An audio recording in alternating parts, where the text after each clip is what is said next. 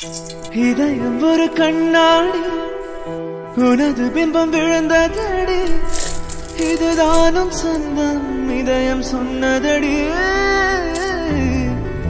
கண்ணாடி பிம்பம் கட்ட கை ஒன்றுமில்லையாடி. கண்ணாடி போன்ற பிம்பம் ஆடுதடி. நீ ஒன்று சொல்லடி பெண்ணே, இல்லை நின்று கொள்ளடி கண்ணே.